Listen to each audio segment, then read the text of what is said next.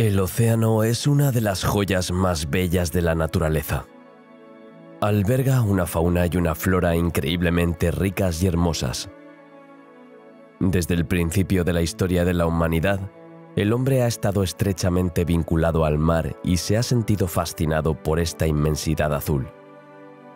Las profundidades del mar son aún más codiciadas y fascinantes porque siguen siendo un misterio a pesar de todos los inventos técnicos de los que somos capaces. El hombre puede viajar por tierra, mar, aire e incluso en el universo. Ha pisado la Luna, ha observado y estudiado muchos planetas con herramientas de última generación. El conocimiento del hombre sobre el entorno que le rodea ha aumentado a lo largo de los siglos.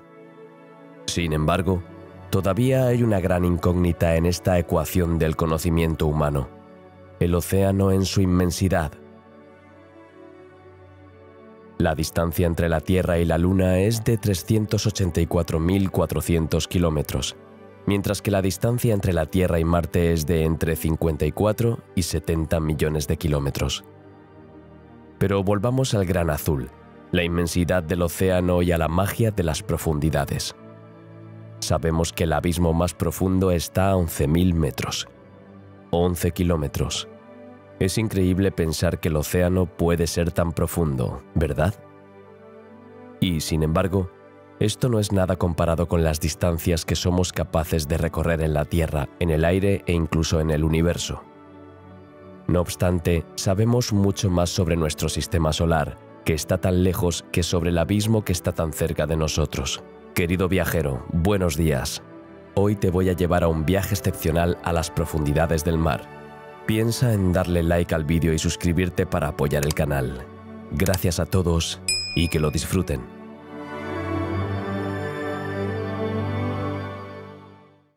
El 71% de la superficie de nuestro planeta está formado por los océanos y los abismos constituyen 3/4 partes de estas zonas marinas.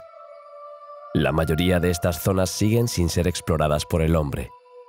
A pesar de nuestros avances tecnológicos y conocimientos, el océano está lejos de haber revelado todos sus misterios. Para muchos de nosotros, las profundidades marinas son oscuras, frías, peligrosas y aterradoras. Pero, ¿conocemos realmente las profundidades de nuestros océanos? Aunque todavía no conocemos a fondo estas regiones oceánicas, los estudios y exploraciones recientes nos están dando algunas respuestas sobre el abismo. Nos ofrecen claves esenciales para comprender mejor el universo marino y el mundo que nos rodea. Te invito ahora mismo a sumergirte conmigo en las profundidades del océano. Podrás conocer la historia del abismo a través de los siglos, descubrir sus leyendas, pero también su fauna, su flora, su composición o su papel en nuestro ecosistema. ¿Estás listo para ir? Toma una bocanada de aire, cierra los ojos y sumérgete conmigo en la inmensidad azul. Para entender por qué conservamos esa imagen del abismo, tenemos que retroceder unos cuantos siglos. De hecho, nuestra historia ha alimentado nuestro presente. Los pensamientos de ayer se han convertido en las creencias de hoy. Durante siglos, el hombre no pudo visitar el mundo submarino. Los sumergibles y otros equipos de buceo son todavía muy nuevos. Por ello, los estudios científicos y el conocimiento popular se limitaron durante muchos años a la observación parcial del mar y al examen de los cadáveres de animales encontrados en la costa. A menudo estaban hinchados por el agua o dañados por el tiempo, y no se parecían en nada al aspecto del animal cuando estaba vivo. Estas observaciones dieron lugar a suposiciones a menudo exageradas y erróneas. En el imaginario colectivo, el abismo se limita por tanto a una zona submarina oscura, fría y terriblemente hostil. Son el hogar de criaturas gigantescas y temibles. A este respecto, podemos mencionar la leyenda del Kraken, que existe desde hace muchos años. En la Edad Media, lejos de ser percibida como una simple broma, esta fábula de origen escandinavo consiguió desestabilizar a los marineros de todo el mundo.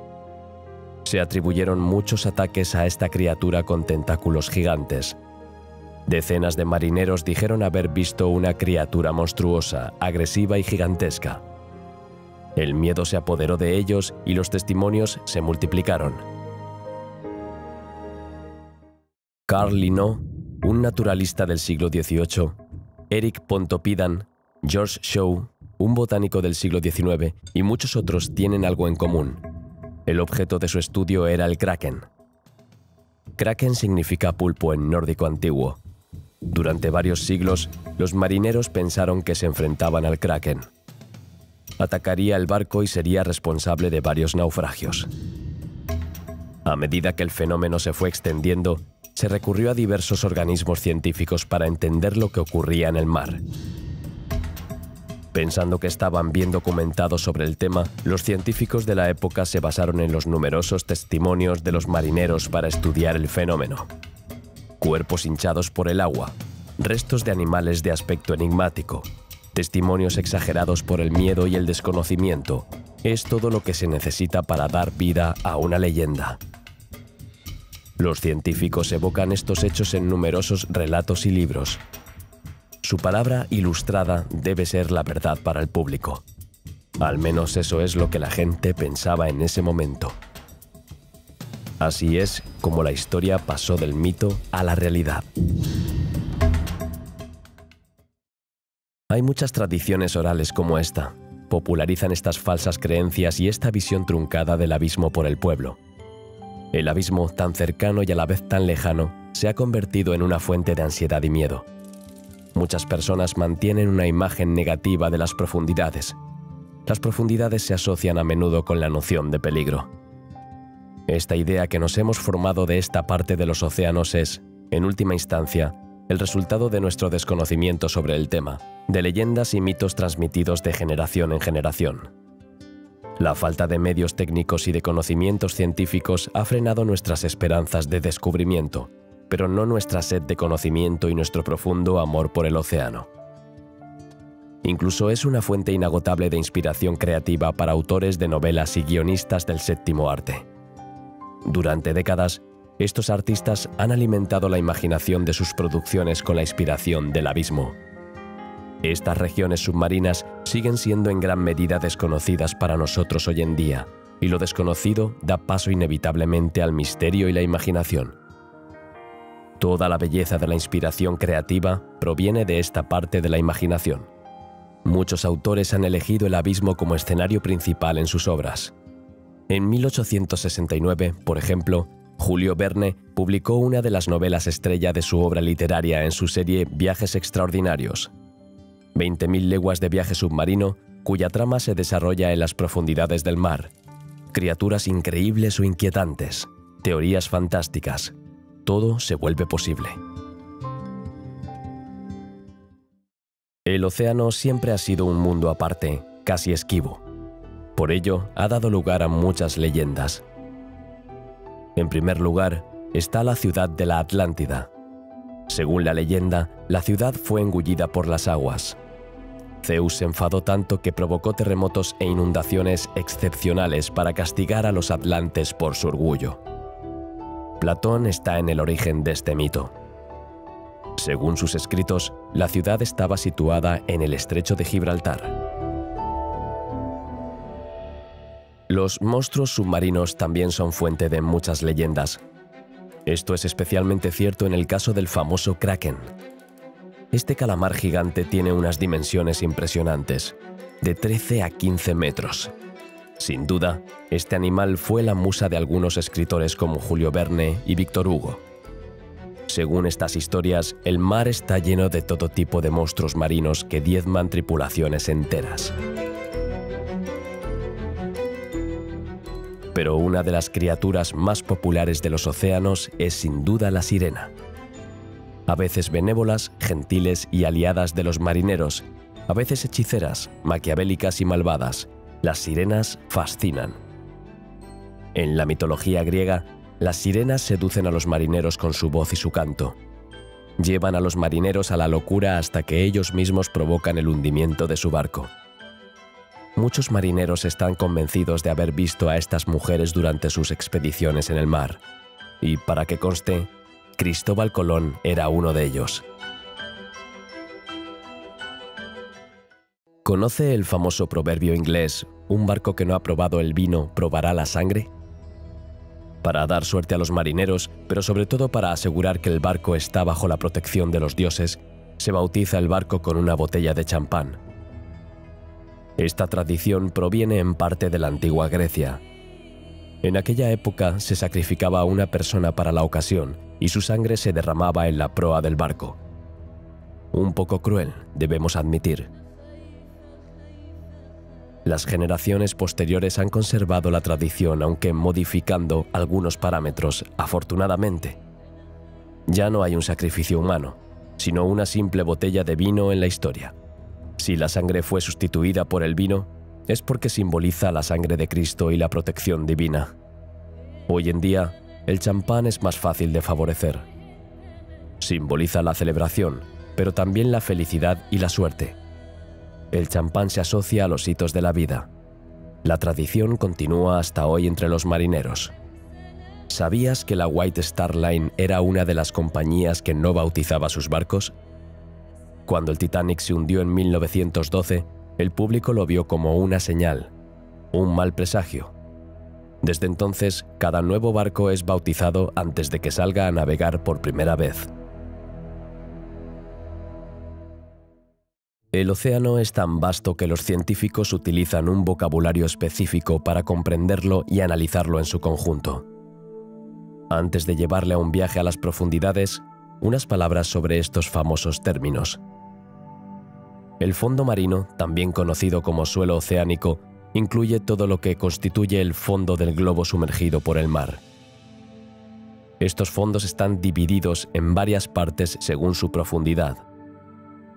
La primera capa se llama plataforma continental, que desciende gradualmente hasta el fondo del océano y se extiende hasta una profundidad de unos 200 metros. Es una extensión del continente que está sumergida por las olas.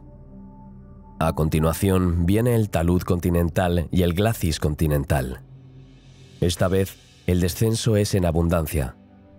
Descensos casi desde los 200 hasta los 4000 metros de profundidad por caminos muy empinados. El talud y el glacis sirven de enlace entre la plataforma continental, que se encuentra en el punto más alto del fondo marino, y la llanura abisal, que está casi en el punto más bajo. La llanura abisal, como su nombre indica, es extremadamente plana. Se encuentra entre 4000 y 6000 metros de profundidad. Es lo que podríamos llamar el suelo del océano. En este suelo puede haber montes submarinos y volcanes. Sus cimas pueden alcanzar a veces la superficie del mar. Por otro lado, la llanura abisal también tiene trincheras. Estas fosas son gigantescos agujeros que pueden tener más de 10.000 metros de profundidad. En las profundidades se producen numerosos fenómenos, como la erosión, es decir, el proceso de degradación y transformación del suelo, las rocas y las riberas, o la sedimentación, que permite que las partículas dejen de estar en suspensión y se depositen en el fondo y se conviertan en sedimentos.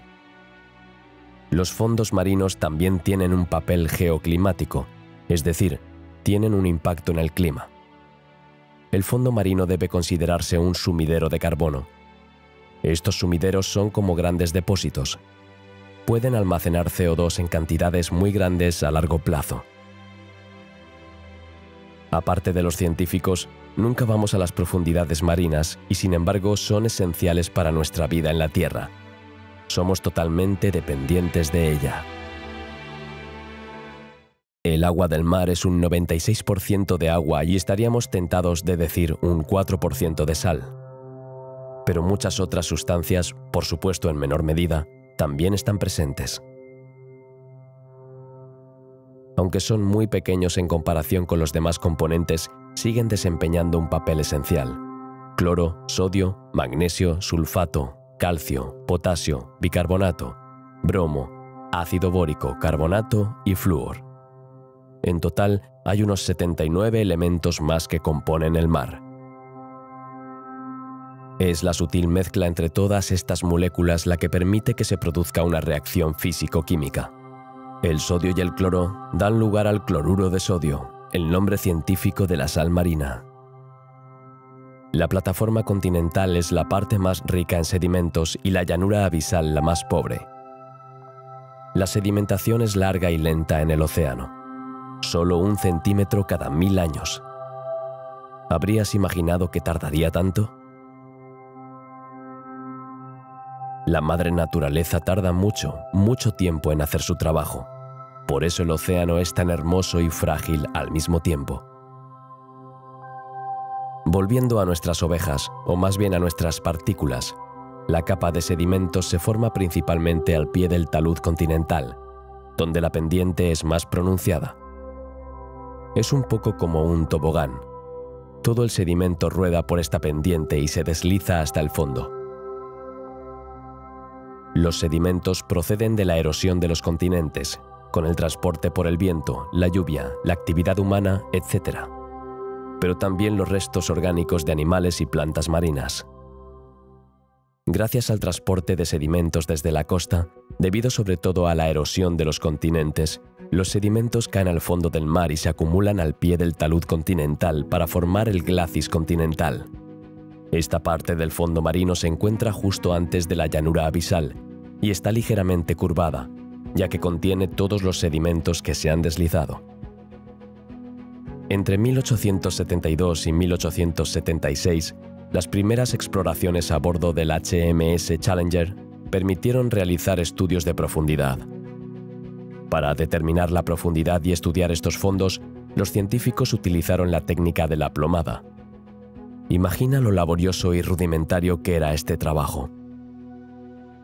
Es una primera aproximación interesante, pero sigue siendo limitada. Lo único que sabemos del fondo marino es su profundidad aproximada. No conocemos la fauna, la flora, el relieve ni la composición geológica de esta parte de nuestro entorno. Durante la Segunda Guerra Mundial, como resultado de la misma, los hombres lograron construir dispositivos cada vez más avanzados y precisos. En particular, utilizaron la acústica y el magnetismo para determinar longitudes y puntos precisos. En 1950, una geógrafa y cartógrafa estadounidense, Mary Tarp, consiguió realizar el primer mapa del fondo del océano. Esto supuso un gran avance en la historia de nuestro conocimiento de las profundidades oceánicas. En 1978, la batimetría, ciencia que mide las profundidades y el relieve del océano, dio un nuevo giro gracias al sonar. El sonar multihaz reveló entonces formas terrestres hasta entonces insospechadas: montañas, llanuras, volcanes, etc. Por último, en 2014 se elaboró un nuevo mapa gravimétrico del fondo oceánico, esta vez con datos de satélite. Esta combinación de datos de los dos satélites pone de relieve la resolución horizontal del océano. Esta técnica es más precisa, ya que pone de relieve fallas aún desconocidas y permite precisar la extensión de ciertos relieves, en particular las pequeñas colinas abisales. Como puedes ver, nuestras aproximaciones precisas al océano son todavía muy recientes. Si tenemos un conocimiento más profundo sobre el tema, el gran azul seguro que todavía nos promete algunas sorpresas. Pero por el momento, es hora de que te vayas de viaje. Tienes los conocimientos y el equipo necesarios para convertirte en el perfecto explorador de las profundidades marinas. Así que iniciemos un descenso al abismo.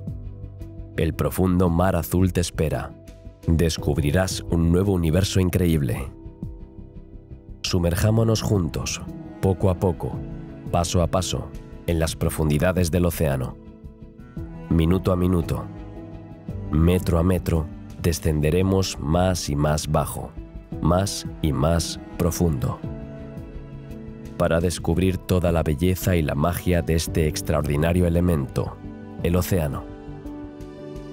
Esta aproximación al fondo marino se denomina la verticalidad del océano. Abramos juntos las puertas de un mundo extraordinario. Un mundo de 1000 maravillas te espera. Esta zona, también llamada zona epipelágica, zona fótica o más sencillamente zona de sol, antes de sumergirse mucho más profundamente en el océano, es necesario conocer algunos puntos esenciales de esta primera capa. La zona de sol, como su nombre indica, es la zona donde los rayos del sol pueden difundir su luz. Es la zona donde, de niño, te bañabas en la playa. También es una zona donde algunos de ustedes tuvieron la oportunidad de bucear para descubrir este mundo encantador. Peces de todos los colores y formas, extraordinarios animales marinos, corales y plantas que bailan con las olas. Esta zona tiene unos 200 metros de profundidad. El término fótico se utiliza en relación con los rayos solares que penetran en esta capa del océano. En esta parte del mar, las plantas pueden hacer la fotosíntesis. El organismo puede sintetizar materia orgánica mediante un proceso bioenergético. Para ello, necesita luz, agua y dióxido de carbono.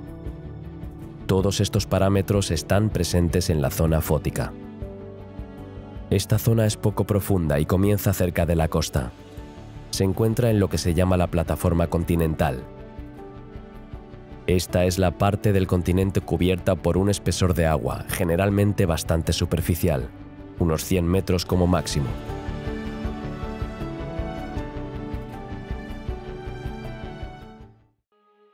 Esta zona, que asombra a grandes y pequeños por su belleza, es un elemento clave para entender el resto del océano y, por tanto, para poder adentrarse cada vez más en el abismo.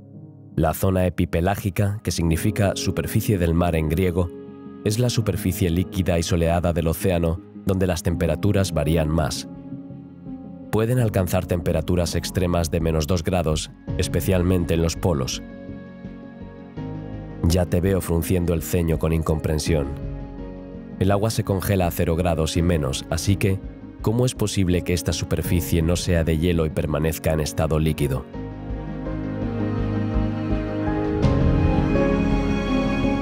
No es agua de mar, sino agua dulce la que se solidifica a esta temperatura. El agua salada, en cambio, consigue mantenerse líquida a temperaturas más bajas.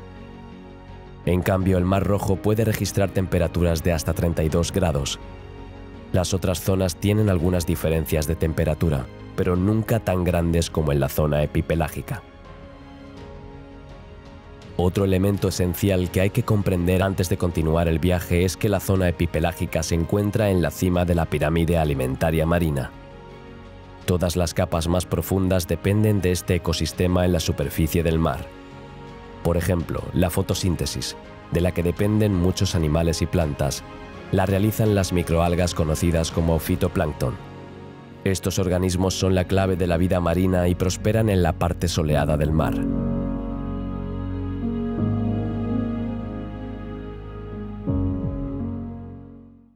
Según nuestros conocimientos actuales, el 90% de la vida marina se encuentra en la zona fótica.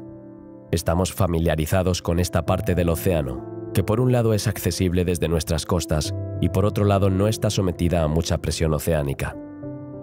Sí, no hemos mencionado este fenómeno antes. Creo que es un buen momento para hacer balance.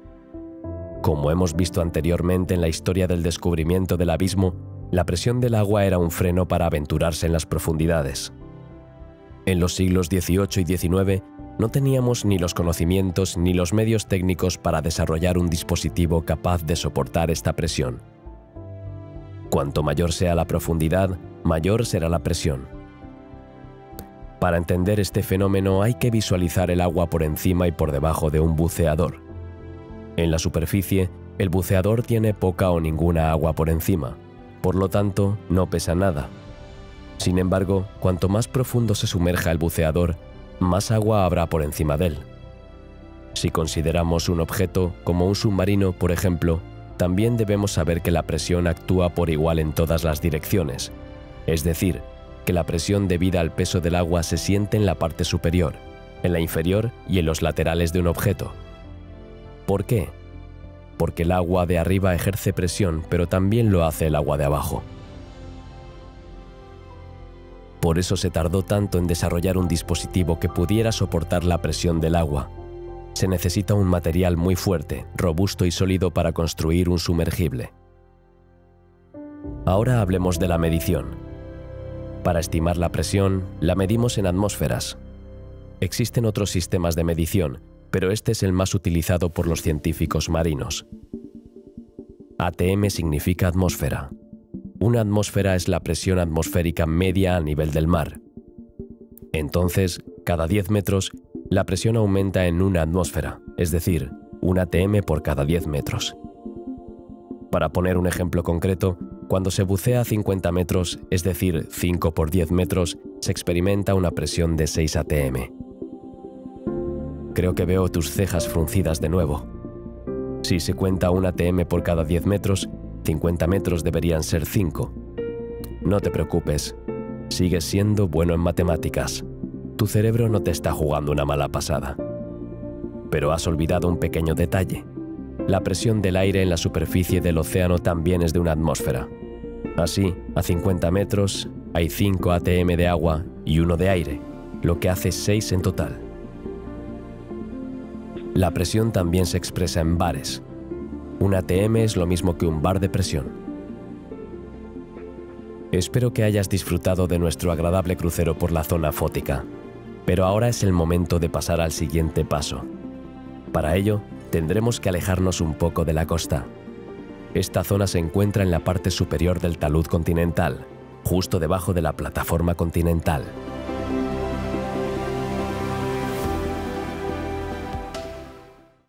Ahora descenderá un poco más a las profundidades, entre 200 y 1000 metros. Vamos a hacer una breve parada en la zona mesopelágica llamada zona afótica. Recuerda que hace unos momentos te hablé de la zona afótica, cuyo nombre proviene de la luz del sol y de la fotosíntesis. Como te puedes imaginar, la zona afótica deja de recibir los rayos del sol y por tanto su calor y su luz. Es más oscuro y más frío. ¿Puedes sentirlo? En esta zona la presión también es mayor. Dependiendo de dónde nos encontremos, la presión oscila entre 20 y 100 ATM. ¿Cómo lo llevas? Entonces vamos a explorar. Esta parte del océano es desconocida para el público en general, pero no para los científicos. Disponemos de algunos datos al respecto y se han realizado varios estudios y expediciones marítimas para conocer mejor este entorno particular. Hasta los 500 metros, las aguas de la zona epipelágica y de la zona mesopelágica pueden mezclarse. Por ello, las diferencias de temperatura pueden seguir sintiéndose. Entre 500 y 800 metros, la temperatura empieza a bajar. Dependiendo de la región, puede variar entre 6 y 20 grados. Después, las temperaturas siguen bajando, a veces drásticamente, hasta llegar a unos 2 grados Celsius. Esto se conoce como la termoclina, la zona de rápida transición térmica entre las aguas superficiales, cálidas y oxigenadas, y las aguas profundas, más frías y saladas. Más allá de esta línea imaginaria, la termoclina, la temperatura ya no varía. Se estanca y se equilibra en toda la superficie de nuestro planeta.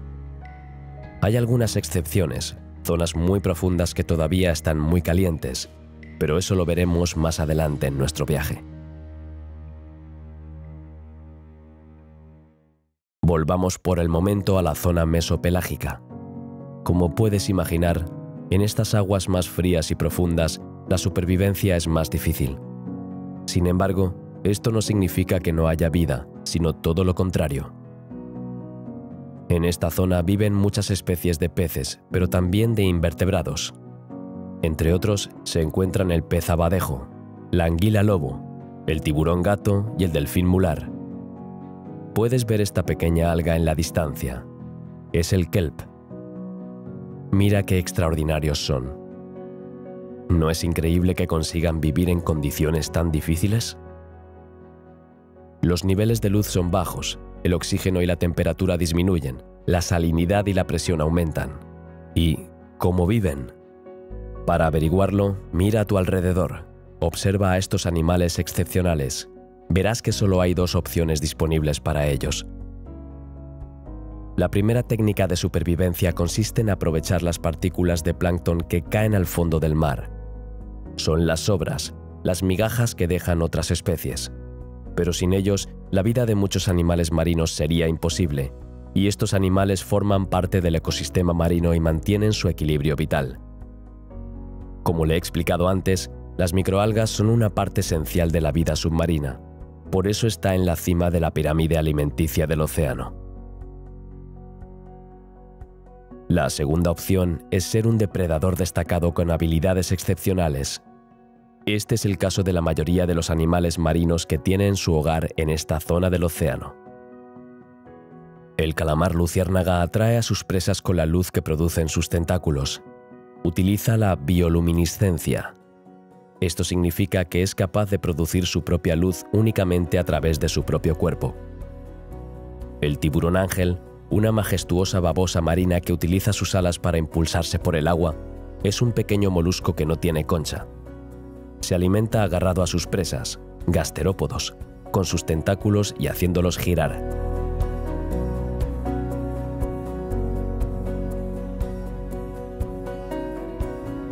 El pingüino emperador puede nadar hasta una profundidad de 530 metros para alimentarse. Puede nadar hasta medio kilómetro en el agua para alimentarse y volver a la superficie.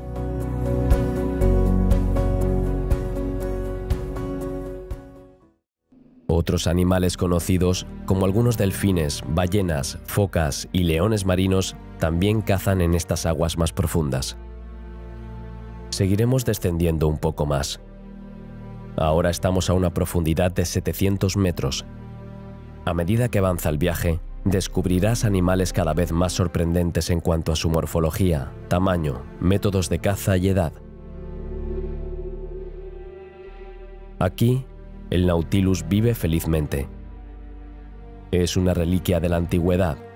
Su existencia se remonta a más de 500 millones de años. Los pequeños filamentos que se pueden ver sobresaliendo de su caparazón son tentáculos. Tiene unos 90. Un poco más allá, este cangrejo gigante que se ve en el suelo gracias a su color es el cangrejo araña japonés. La envergadura de sus patas es de 3,8 metros. Este es un récord hasta la fecha. Ninguna otra especie de cangrejo es más grande que este. Otro fenómeno impresionante es el pez luna. Puede pesar hasta 2.300 kilos. Es uno de los peces óseos más pesados del mundo. ¿Cómo puede un pez que pesa entre 1 y 2 toneladas en la mayoría de los casos moverse con tanta facilidad en el agua? Un poco más abajo, aquí está el pulpo gigante del Pacífico. Le gustan los hábitats rocosos y los arrecifes.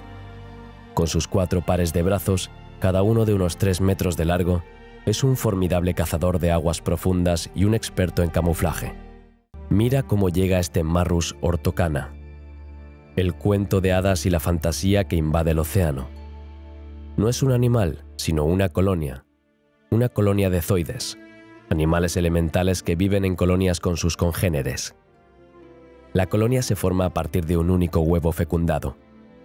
Entonces el primer zoide brota para formar los demás miembros de la colonia. Todos son genéticamente idénticos.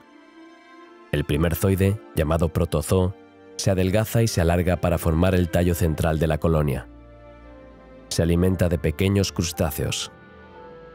Para alimentarse, sus tentáculos pueden extenderse hasta 50 metros.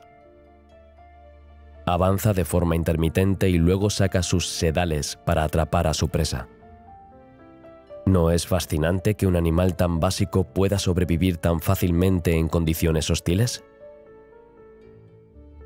El pez globo es otro ejemplo de esta maravillosa adaptación de la fauna y la flora a su entorno. Aunque este pez de aguas profundas es conocido por su aspecto feo y extrañamente humano, no deja de ser fascinante. La presión es de 60 a 150 veces mayor que en la que podemos sentir en la superficie. La constitución de este pez abisal es, por tanto, particular. Tiene una carne gelatinosa de baja densidad y un cartílago muy ligero. Tiene muy pocos músculos, pero esto no la perjudica. Utiliza muy poca energía para desplazarse, flotando a pocos centímetros del fondo marino.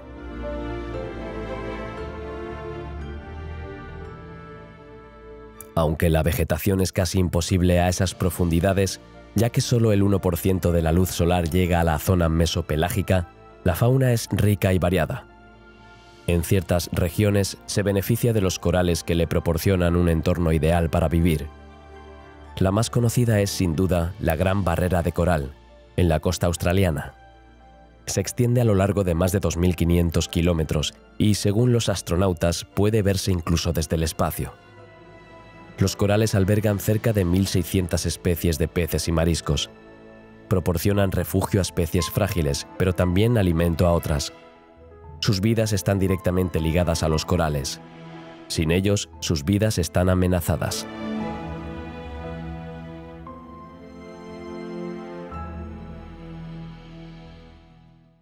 Ahora vamos a bajar por debajo de los 1000 metros de profundidad para iniciar el descenso de la zona batial. Se extiende desde los 1000 metros hasta los 4000 y se encuentra entre el talud continental y el glacis continental.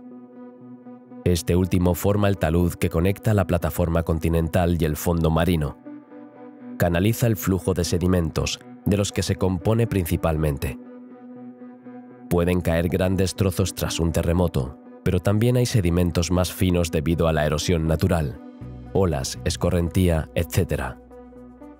Para que te hagas una idea de cómo es el glacis continental, puedes imaginarte un corrimiento de tierras, pero bajo el agua.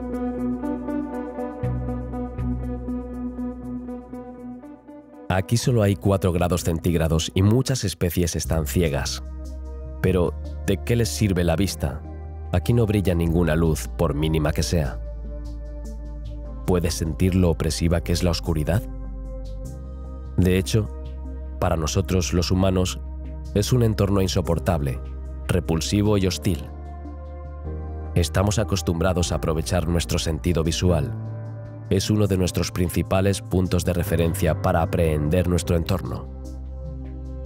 Pero olvida tus sentidos humanos para entender mejor a los animales de las profundidades marinas. Deja de lado tus prejuicios por unos minutos. Has nacido aquí y estás perfectamente adaptado a tu entorno. Al igual que el 80% de las especies abisales, eres capaz de emitir luz gracias a una reacción química. Su cuerpo está cubierto de una piel muy negra que le permite absorber el 99,5% de la luz. Esto te hace completamente invisible para tu presa. Su ventaja para sobrevivir en este entorno hostil es su bioluminiscencia. Cuando emite luz, atrae a su presa y disfruta de su desayuno. Aquí, ninguna planta puede encontrar los elementos necesarios para su desarrollo. No existen en estos bajos. Ninguna especie de pez se alimenta de algas o plantas, excepto los crustáceos que se alimentan de restos orgánicos. Los demás animales marinos son todos carnívoros. Estos carnívoros desempeñan un importante papel en el ecosistema marino. Regulan el desarrollo de ciertas especies y limpian el fondo. Sin esto, muchos cadáveres quedarían desordenados. El mixto, el tiburón volador y el tiburón dormilón que puedes ver cazan, pero también se alimentan de los cadáveres que caen de zonas más altas del océano. Otra adaptación física para la supervivencia es la de las anguilas. Sus cuerpos largos y delgados les permiten soportar la alta presión. La zona mesopelágica es también el hogar del calamar vampiro. No temas su nombre. Nuestra imaginación nos juega una mala pasada cuando utilizamos este tipo de términos. Todo nuestro sistema se pone en alerta con el miedo, pero este animal no es ni un calamar ni un vampiro. Entonces, ¿por qué le dimos ese nombre? Bueno, simplemente por su morfología. Su estructura en forma de capa se asemeja a las alas de un murciélago. Estos moluscos son primos cercanos de los pulpos. Para alimentarse, descienden sobre su presa y la envuelven como una capa o red. Antes de irte, echa un vistazo a este cachalote. Es cierto que se ven regularmente en las partes menos profundas del océano, pero sus cabezas son en su mayoría de tejido y por lo tanto pueden soportar la presión. Se aventuran regularmente en las profundidades para cazar presas de diversos tamaños, como el calamar gigante. ¿Estás listo para continuar el descenso? ¡Vamos! Sígueme, aún quedan muchos descubrimientos por hacer unos metros más abajo. Te encuentras en la penúltima capa del océano y sin duda la más impresionante de todas. Situado entre 4.000 y 6.000 metros bajo la superficie, constituye casi el 80% del fondo oceánico y más del 60% de la superficie de nuestra Tierra. Toda la inmensidad azul visible desde la costa es una minúscula gota de agua comparada con lo que representa la zona abisal. Y aquí, ahora, tienes la oportunidad de descubrir este increíble lugar.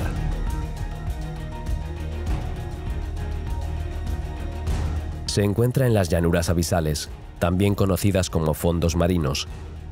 Este relieve cubre casi el 60% de la Tierra. Se llama llanura porque es muy plana, probablemente la más plana del planeta. El fondo marino comienza con una pendiente que se extiende desde la plataforma continental hasta el glacis y luego se aplana. En algunos lugares puede aparecer una fosa profunda. Son las fosas oceánicas.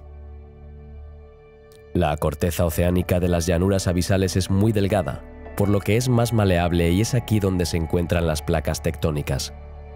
Aquí es donde las placas tectónicas se encuentran y dan lugar a montañas, volcanes o chimeneas.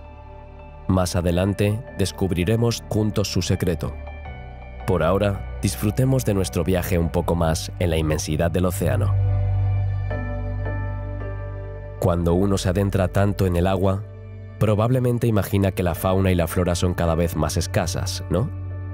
Pues bien, piénsalo de nuevo. Nuestro viaje promete 1001 sorpresas. La biodiversidad de la zona abisal es extremadamente rica. A decir verdad, los científicos dicen que es tan rica como la selva tropical. Con presiones que oscilan entre los 600 bares y los más de 1000 bares, los organismos que viven en esta parte del océano tienen una estructura y un aspecto muy diferentes a los que estamos acostumbrados. A pocos centímetros de ti, si te tomas el tiempo de mirar al suelo, probablemente verás un gusano tubícola gigante. Esta especie de gusano también se llama Riftia. Vive cerca de los fumadores negros. Tendremos la oportunidad de descubrir este particular fenómeno más adelante en nuestro viaje. Por el momento, centra tu atención en esta especie de gusano, que puede medir hasta 2 metros. Este organismo marino es extraordinario. No tiene boca, ni intestino, ni siquiera ano, y sin embargo se las arregla para alimentarse. Tiene branquias rojas retráctiles protegidas por un tubo blanquecino. Vive en simbiosis. Vivir en simbiosis significa que dos especies dependen la una de la otra. Su supervivencia está directamente ligada a la especie simbiótica. Este es el caso del pez payaso y la anémona de mar. El pez payaso ofrece protección a la anémona de mar, es muy venenosa, y ésta a cambio le ofrece las migajas de su comida, ya que no puede moverse. La riftia es capaz de recoger compuestos inorgánicos y pasárselos a las bacterias, y éstas los utilizan para crecer y convertirlos en materia orgánica de la que el gusano puede alimentarse.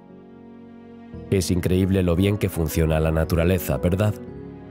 Esta armonía entre los seres es tan increíble y hermosa de observar.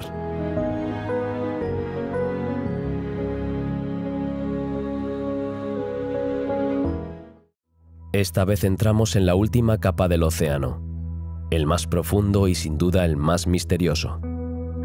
Pocos humanos se han aventurado tan lejos. Tienes una gran oportunidad. James Cameron alcanzó esta profundidad en la fosa de las Marianas a 10.898 metros en 2012. Fue la primera persona en sumergirse en solitario en la fosa de las Marianas, en el corazón del Océano Pacífico. Tras un descenso de casi 2 horas y media, volvió con imágenes increíbles. Es muy difícil entrar en estos bajos para estudiarlos y cartografiarlos. Requiere el uso de satélites de última generación, sumergibles y drones submarinos guiados por cable. A pesar de nuestros avances tecnológicos en este campo, su aplicación sigue siendo muy compleja. Por ello, solo se ha cartografiado el 15% del fondo oceánico.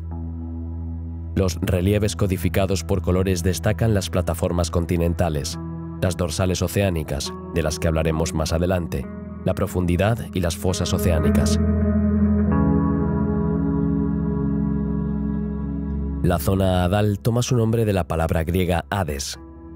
Este es el nombre dado al dios que gobernaba el inframundo. Esta zona se encuentra a más de 6.000 metros de profundidad.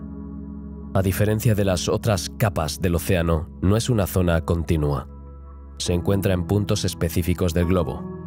Hay 13 depresiones oceánicas y 33 fosas. En este momento, conocemos 5 de estas fosas: la de Tonga, la de las Kuriles, la de Filipinas, la de Kermadec y la de las Marianas. El punto más profundo, Challenger Deep, se encuentra en la fosa de las Marianas, exactamente a 10.924 metros. El monte Everest, de 8.849 metros de altura, se hundiría en el fondo de esta fosa.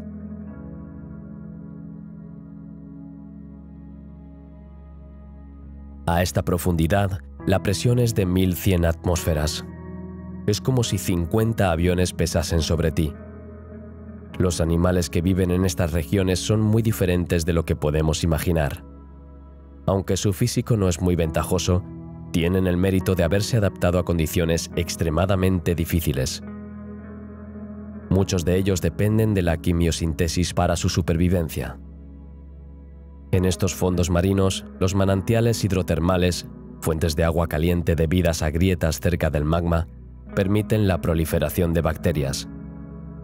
Estas bacterias transforman los compuestos químicos en azúcares de los que se pueden alimentar otras especies marinas. Millones de animales dependen por completo del trabajo de estas bacterias. Son los únicos que pueden producir materia orgánica. Nuestros conocimientos son aún muy limitados, pero ya contamos con más de 600 especies que viven cerca de estas fuentes. Cuanto más se alejan estos manantiales, más desiertas se vuelven las regiones. Los géiseres oceánicos son las únicas fuentes de nutrición para muchos animales. El orden está perfectamente establecido alrededor de los respiraderos hidrotermales. En el punto más cercano a los respiraderos, la temperatura oscila entre 40 y 100 grados Celsius. Como se puede imaginar, no todas las especies pueden sobrevivir con tanto calor. Sin embargo, algunos gusanos están perfectamente equipados para ello. Este es el caso del gusano de Pompeya. El hombre lo llamó así por las cenizas que caen sobre él todo el tiempo. Este gusano es bastante diferente del gusano tubular que encontramos en la zona abisal. Este tiene un sistema digestivo, una boca, un ano e incluso un sistema nervioso y un cerebro. Un poco más allá, donde la temperatura del agua fluctúa entre unos 10 y 35 grados Celsius, encontramos de nuevo gusanos que viven en colonias como el gusano de tubo. En esta zona, muchos animales marinos utilizan la simbiosis para sobrevivir. Las bacterias utilizan los sulfuros de agua para producir energía y azúcar. Crean microorganismos que permiten sobrevivir a otras especies de moluscos, cangrejos, mejillones o camarones. También hay otros peces, como el licaón hidrotermal, que se alimenta de estas especies marinas. Es uno de los pocos peces que pueden adaptarse a estas condiciones de vida. Su cuerpo es blanco y sin escamas.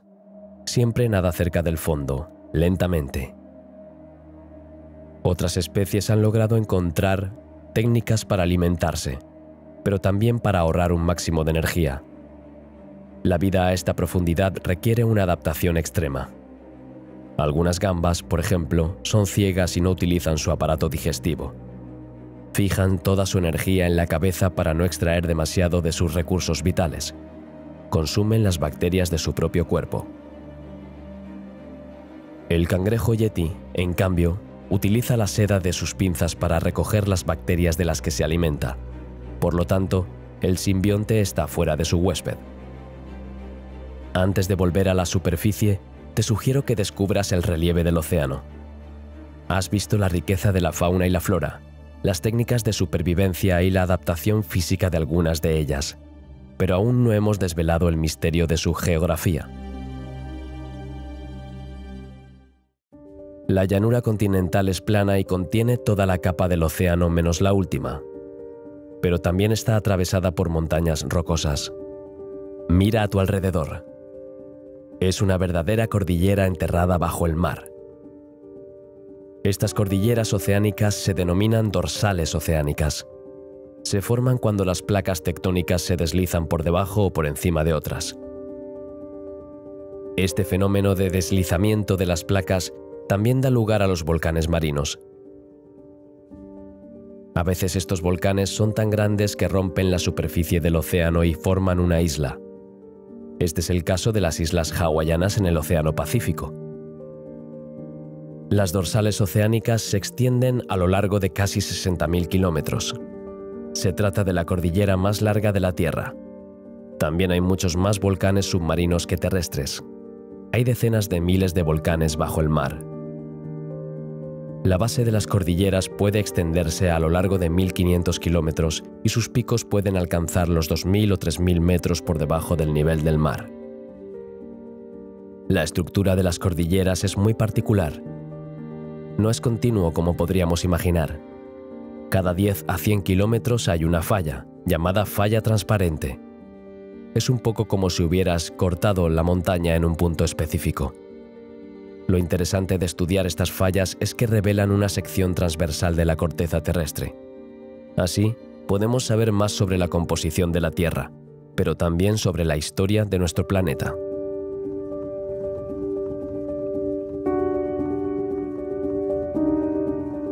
Las cimas de las crestas de las montañas tampoco son lineales. Están entallados. Tienen fallas, lo que se llama una grieta. Pueden llegar a los 1.800 metros de profundidad. Ahora vamos a descubrir un elemento esencial de la vida submarina. Los ecosistemas de cientos de especies dependen directamente de este fenómeno. Esta es la respuesta clave que llevamos años buscando. ¿Cómo es posible la vida en las profundidades del mar? Las fuentes hidrotermales son como los géiseres. También se forman por el movimiento de las placas tectónicas. Esta vez, no es el movimiento de las placas entre sí, sino el movimiento de las placas alejándose unas de otras lo que da lugar a nuevas formas terrestres. Cuando las placas se separan, forman grietas. El magma, es decir, la roca fundida de las profundidades, se expone entonces al agua y los gases calientes escapan por las grietas. Se denominan respiraderos hidrotermales o fumarolas. Según sus características, se pueden observar fumadores negros o blancos. Las fumarolas negras se encuentran más cerca de la superficie del magma. Producen nubes negras llenas de agua de mar hirviendo y minerales disueltos que contienen azufre. Las fumarolas blancas están más alejadas del magma y por tanto menos calientes. Su color blanco se debe principalmente a su composición. Contienen minerales disueltos como el calcio y el silicio. No descubrimos su presencia hasta 1977 en las Islas Galápagos. Así que en realidad es bastante reciente. Estos respiraderos permiten que salga parte del calor contenido en el centro de la Tierra. Solo se encuentran en las crestas oceánicas. Aquí es donde el magma sube y forma cámaras de magma. Cuando la cámara de magma se enfría, el magma se encoge. A continuación, provoca fallas en la corteza oceánica. El agua del mar, que está muy fría ya que nos encontramos en una zona donde el agua está a unos 2 grados, se encuentra con el magma caliente, que se eleva a casi 1.200 grados Celsius. El contacto entre estas dos temperaturas extremas provoca una enorme presión, y el agua caliente sube hacia el fondo del océano, arrastrando las rocas a su paso. Así, el líquido que sale de la chimenea, muy ácido, está compuesto por minerales y gases, pero carece por completo de oxígeno.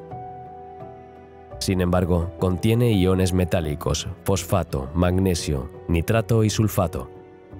Esta composición particular proporciona hierro al océano. Cuando el hierro sube a la superficie, favorece el desarrollo del fitoplancton. Las profundidades del océano dependen de la superficie, pero la superficie, la zona fótica, también depende del fondo del océano. Toda la vida marina es una historia de simbiosis y armonía.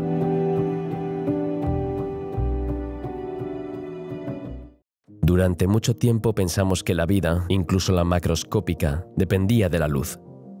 En otras palabras, sin luz no puede haber vida. Por lo tanto, pensábamos que las profundidades marinas estaban totalmente desiertas de fauna y flora. Tras varios estudios y análisis de este entorno, pero también y sobre todo gracias a los descubrimientos relacionados con las fuentes hidrotermales, nuestra visión ha cambiado. Los organismos primarios cercanos a estas fuentes termales utilizan la quimiosíntesis. Transforman la energía química de las sales para producir elementos orgánicos. Esta es, en definitiva, la misma función de la fotosíntesis en las plantas. Estos organismos constituyen el primer eslabón de la cadena alimentaria en las profundidades marinas. Muchas especies también viven en simbiosis. Lo hemos visto en el caso del pez payaso o la anémona, o de la bacteria y el gusano del tubérculo. Pero no son ni mucho menos los únicos seres marinos que utilizan esta técnica de supervivencia. Algunas especies simbióticas, como las gambas y las bacterias, son totalmente dependientes entre sí. Las bacterias viven dentro de las gambas para crecer, y las gambas se alimentan de las bacterias para almacenar energía.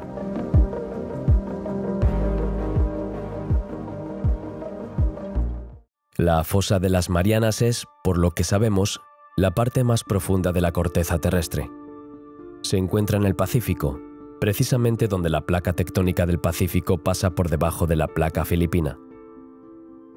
Se descubrió en 1875 durante una expedición oceánica a bordo del HMS Challenger de la Royal Navy.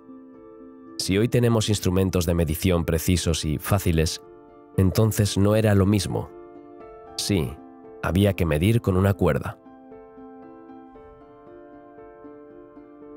Pero a pesar de nuestros medios técnicos actuales, las mediciones siguen siendo difíciles. El pozo ha sido medido muchas veces y los resultados varían entre 10.900 metros y 11.034. En enero de 1960, Jacques Piccard y Don Walsh se embarcaron en el Trieste para iniciar un largo descenso al abismo. Lograron alcanzar una profundidad de 10.916 metros. Antes de su expedición, no sabíamos realmente qué esperar, pero estábamos seguros de una cosa: no había vida.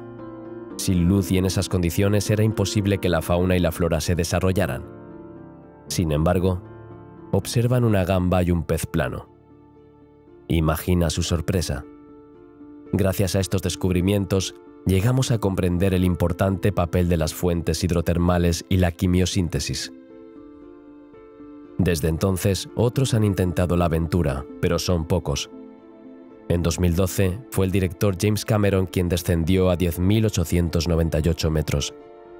Recientemente, en 2019, Víctor Vescovo también tuvo la oportunidad de ver este paisaje con sus propios ojos, un mundo alejado de lo que conocemos.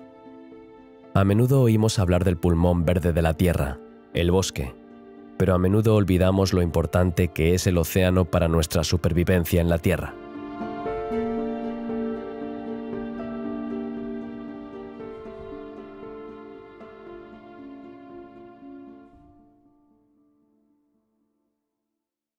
Todos los ecosistemas marinos, incluido el abismo, absorben una cantidad colosal de gases de efecto invernadero. De hecho, el metano es su principal fuente de energía. Permite atrapar el carbono para que no suba a la superficie. Sin ella, todo el carbono liberado tendría graves consecuencias, incluido un clima inestable. Aunque las profundidades marinas son una de las últimas zonas inexploradas, no son inmunes a la actividad humana. Les afecta el calentamiento global, pero también los residuos. James Cameron se llevó una desagradable sorpresa al comprobar que a tal profundidad, 10.971 metros, había plástico. La fauna y la flora de los océanos son extraordinarias. La biodiversidad es excepcional. Lejos de ser un mundo aparte, está estrechamente ligado a la superficie. Está en perpetua interacción con los ecosistemas de la superficie. Lo que es absolutamente magnífico y extraordinario es que ambos son tan interdependientes. El océano es la ilustración perfecta del sistema de vida en nuestro planeta. Todas las especies dependen unas de otras y forman un todo. El hombre necesita los árboles, el océano, las abejas. Ahora nuestro viaje ha terminado. Tendremos que volver a la superficie del océano y encontrar tierra firme. Si el corazón del hombre pertenece al mar, su cuerpo solo puede sobrevivir en tierra y no en el océano. Vamos a subir suavemente hacia la zona fótica. Poco a poco, con el paso de los metros, la fauna cambia, la flora vuelve a la vida, la luz se hace más intensa. Entonces podrás por fin sacar la cabeza del agua y tomar una bocanada de oxígeno. El aire fresco en la piel es muy agradable. Las fosas nasales y los pulmones también se alegran de volver a respirar el aire de la superficie. Tus ojos necesitan un tiempo para aclimatarse de nuevo a la luz del sol. Te lo perdiste un poco, ¿no? Has descubierto especies extraordinarias y te has sumergido a más de 10.000 metros en las profundidades del océano. ¿Imaginabas que era posible tanta riqueza en un entorno tan hostil? ¿Crees que los corales, miles de peces, crustáceos, moluscos y otros animales marinos han conseguido adaptarse a cientos de metros de profundidad? En la actualidad, ciertas fuentes hidrotermales profundas, como las fumarolas negras, se asocian a una de las principales hipótesis sobre el origen de la vida en la Tierra. Sin embargo, el abismo sigue siendo muy poco conocido. En la actualidad, más del 95% del abismo permanece inexplorado. Las profundidades marinas están cartografiadas con mucha menos precisión que la Luna, y hay más gente que ha ido al espacio que a las profundidades marinas. A pesar de la hostilidad y de los muchos misterios que rodean a las profundidades marinas, los estudios han revelado la riqueza de estos mundos extraordinarios. Se consideran los ecosistemas más importantes para los ciclos del carbono, el nitrógeno y el fósforo, y para la producción de biomasa, moléculas de interés terapéutico, petróleo, hidrocarburos y minerales. Estas propiedades se estudiaron rápidamente con el fin de aprovecharlas. El uso de bacterias fumadoras negras podría resolver los problemas de contaminación por hidrocarburos en las zonas costeras. El estudio de los procesos de sedimentación a gran escala podría aprovecharse.